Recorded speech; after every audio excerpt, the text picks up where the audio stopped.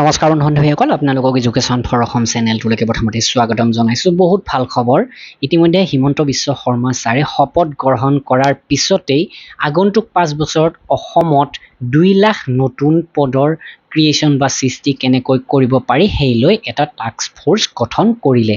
আৰু তাৰ লগে লগে বহুত ভাল খবৰ আহিছে, আগন্তুক 5 বছৰত 5 বাৰকৈ অনুষ্ঠিত হ'ব গৈ আছে ADRE। তাৰোপৰি এটা বেলেগ প্ৰশ্ন আহি পৰিছে ইয়াতে, যিবোৰ হেল্থ আৰু PNRD ডিপাৰ্টমেণ্টত ইতিমধ্যে কিছুদিন আগতে এপ্লাই হৈ গৈছে সেইবিলাক হ'ব পাৰে কেঞ্চেল। তো ভিডিঅ'টোত গোটেইখিনি তথ্য আমি আলোচনা কৰিম কম সময়ৰ ভিতৰতে। প্ৰথমতে ভিডিঅ'টো লাইক কৰিব আৰু যিসকলে চেনেলটো নতুনকৈ ভিজিট কৰিছে ছাবস্ক্ৰাইব কৰি ল'ব। আহক ভিডিঅ'টো আৰম্ভ কৰোঁ। তো আৰু আগন্তুক ADRE 3 বা যিবোৰ এক্সাম হ'বলৈকে গৈ আছে তাৰ বাবে যদি আপোনালোকে কম দামতে অসমীয়া বা ইংৰাজী মাধ্যমৰ PDF বিচাৰে আমাৰ ৱেবছাইট ভিজিট কৰিব পাৰে। ডেছক্ৰিপশ্যনত লিংক দিয়া আছে, লগতে হোৱাটছআপ নম্বৰ দিয়া আছে। ADRE বাবে 50,000 সম্পূৰ্ণ অসমীয়া মাধ্যমৰ প্ৰশ্ন উত্তৰ মাত্ৰ 599ত আমি প্ৰভাইড কৰি আছোঁ। তো এই PDF কোৰ্চটোৰে আপোনালোকৰ অসম পুলিচ ADRE সকলো এক্সামৰ বাবে হেল্পফুল হ'ব। ইংৰাজী মাধ্যমৰ লাগিলেও আছে, আপোনালোকে ভিজিট কৰিব পাৰে আমাৰ ৱেবছাইট। তো 2 লাখ যি নতুন পদৰ সৃষ্টি কৰা হ'ব বা 2 লাখ যি চাকৰি দিয়া হ'ব সেই লৈ যিটো টাস্ক ফ'ৰ্চ গঠন কৰা হৈছিলে, সেই টাস্ক ফ'ৰ্চৰ এখন মিটিং 27 মে 2026 তাৰিখে অনুষ্ঠিত হৈছিলে। আৰু সেই মিটিঙত গোটেইখিনি ৰোডমেপ ইতিমধ্যে প্ৰস্তুত কৰা হৈছে। আগন্তুক 5 বছৰত কিদৰে এই 2 লক্ষ চাকৰি প্ৰদান কৰা হ'ব। তো প্ৰথম অৱস্থাত আমাৰ অসমৰ যিমানবিলাক ডিপাৰ্টমেণ্ট আছে সেই সকলোবিলাক ডিপাৰ্টমেণ্টলৈকে এখন নোটিছ গৈছে। আৰু সেই নোটিছত এখন এনেক্সাৰ এ দিছে, য'ত বৰ্তমান ডিপাৰ্টমেণ্টত কিমান খালী পোষ্ট আছে বা 2026ৰ 31 মাৰ্চৰ ভিতৰত কিমানবিলাক চাকৰিয়ালে অৱসৰ গ্ৰহণ কৰিব। বা 1 নম্বৰটো ক'লোৱে কিমান খালী আছে, 2 নম্বৰতে কিমান ৰিটায়াৰ হ'ব, 3 নম্বৰতে কিছুমান এনেকুৱা পোষ্ট আছে নেকি যিবোৰৰ বৰ্তমান প্ৰয়োজন নাই, যিবোৰ এবলিছ কৰিব পাৰি বা যিবোৰৰ ঠাইত বেলেগ পোষ্ট ক্ৰিয়েট কৰিব পাৰি। বা 4 নম্বৰতে নতুন পোষ্ট ক্ৰিয়েশ্যন কৰাৰ সম্ভাৱনা কিমান আছে এই ডিপাৰ্টমেণ্টবিলাকত। তো এই লৈ যিখন নোটিছ বা এনেক্সাৰ গৈছে সেই এনেক্সাৰখন ফিল আপ কৰি ডিপাৰ্টমেণ্টবিলাকে এই টাস্ক ফ'ৰ্চক 17 জুন 2026ৰ ভিতৰত জমা দিব লাগিব। আৰু লগে লগে গম পোৱা যাব আগন্তুক ADRE 3ত আমি সম্ভাৱ্য কিমানখিনি ভেকেঞ্চি দেখিবলৈকে পাম। তো কম দিনৰ ভিতৰত 17 জুনৰ পিছত মেবি জুলাই মাহৰ ভিতৰত আমি সেই তথ্য গম পোৱাৰ লগে লগে আপোনালোকক জনাব পাৰিম। চেনেলটো নিশ্চয় ছাবস্ক্ৰাইব কৰি ৰাখিব এই ক্ষেত্ৰত। তো যিখন টাস্ক ফ'ৰ্চৰ মিটিং হৈছিলে সেই মিটিংখনৰ যিখিনি মেইন পইণ্ট সেই পইণ্টখিনি ইতিমধ্যে গম পোৱা গৈছে। তাৰে ভিতৰত কিছুমান পইণ্টৰ বিষয়ে মই আপোনালোকক জনাম। ইতিমধ্যে ADRE 1 আৰু 2ত 1.6 লাখ 1,60,64,000লৈকে ৰিক্ৰুইটমেণ্ট কমপ্লিট কৰা হৈছে।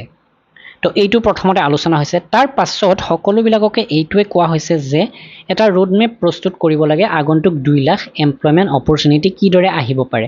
আৰু আহিব পাৰে সেইটো কথা নহয়, আহিবই মাষ্ট বি, বা এই 2 লাখ চাকৰি দিবই আগন্তুক 5 বছৰত। আৰু ইয়াৰ লগে লগে তো এই 5 বছৰত বা এই বছৰ কিমানখিনি ভেকেঞ্চি আছে বৰ্তমান ডিপাৰ্টমেণ্টত বা কিমানখিনি ক্ৰিয়েশ্যন হ'ব পাৰে, আগন্তুক দিনত কিমান ৰিটায়াৰ হৈ পদ খালী হ'ব, সেই সকলোবিলাক ডিপাৰ্টমেণ্টক, অসমৰ যিমানবিলাক ডিপাৰ্টমেণ্ট আছে সেই ডিপাৰ্টমেণ্টবিলাকলৈকে এই নোটিছখন লগতে এনেক্সাৰখন পঠিওৱা হৈছে। আৰু সেইবিলাক অহাৰ লগে লগে ফাৰ্ষ্ট ফেজৰ ADRE বা আমি এতিয়া যদি কওঁ ADRE 3 হ'ব গৈ আছে অক্টোবৰ নৱেম্বৰ মাহৰ ভিতৰত এই ভেকেঞ্চিৰ এডভাৰটাইজমেণ্ট, ৰিক্ৰুইটমেণ্ট এডভাৰটাইজমেণ্ট আহি যাব পাৰে। আৰু টাস্ক ফ'ৰ্চটোত কিছুমান বিশেষ সিদ্ধান্ত লোৱা হৈছে যে semi government bodies, autonomous institution, college, university, mission society এইবিলাকৰ অন্তৰ্ভুক্ত যিমানবিলাক পজিশ্যন আছে বা পদ থাকে, তো সেই পদবিলাককো এই ৰিক্ৰুইটমেণ্ট প্ৰক্ৰিয়াত অন্তৰ্ভুক্ত কৰিব বা ADREৰ জৰিয়তে হ'বলৈকে গৈ আছে এইবিলাকৰ ৰিক্ৰুইটমেণ্টবিলাকো।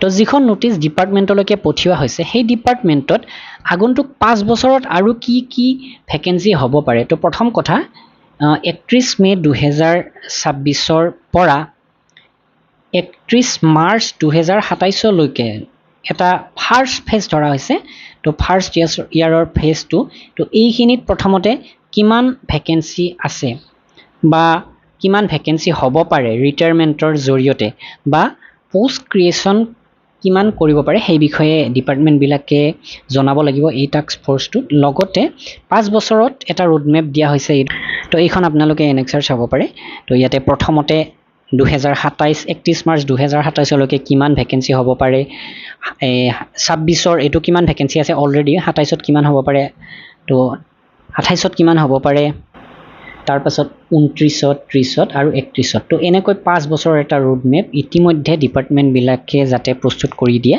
সেইটো পঠোৱা হৈছে তাৰ মাজত এই টাস্ক ফ'ৰ্চৰ মিটিঙৰ আলোচনাৰ ভিতৰত এটা পইণ্ট আছিলে আইডেণ্টিফিকেশ্যন অফ এমপ্লয়মেণ্ট অপৰচুনিটি তো ইয়াতে কোৱা হৈছে যে হোম ডিপাৰ্টমেণ্টত নতুনকৈ 2টা ৰিজাৰ্ভ পুলিচ বেটেলিয়ন বনোৱা হ'ব এষ্টাব্লিছমেণ্ট কৰা হ'ব তো সেই লৈ যথেষ্টখিনি ভেকেঞ্চি জেনেৰেট হ'ব এমপ্লয়মেণ্ট অপৰচুনিটি আহি পৰিব তাৰোপৰি higher education medical education research department তো তেনেকুৱা ধৰণৰ বিভিন্ন ডিপাৰ্টমেণ্টৰ আণ্ডাৰত যিমানবিলাক কলেজ ইউনিভাৰ্চিটি আছে এইবিলাকৰ ভেকেঞ্চিবিলাকো এতিয়া এই এডিআৰিৰ জৰিয়তেই সম্পন্ন হ'ব বা এই ডিপাৰ্টমেণ্টবিলাকে এতিয়া এই যিমানবিলাক পোষ্ট খালী আছে সেইবিলাকৰ কথাও যিহেতু টাস্ক ফ'ৰ্চক জনাব লাগিব তো তেনে ক্ষেত্ৰত যথেষ্টখিনি ভেকেঞ্চিৰ তথ্য আমি কম দিনৰ ভিতৰত পাম তো তেনে ক্ষেত্ৰত আগন্তুক দিনত আমাৰ যিখিনি হেল্থ ডিপাৰ্টমেণ্টৰ পদত এপ্লাই হৈ গৈছে বা PNRDৰ কিছুমান কণ্টেক্সুৱেল পোষ্টৰ এপ্লাই হৈ গৈছে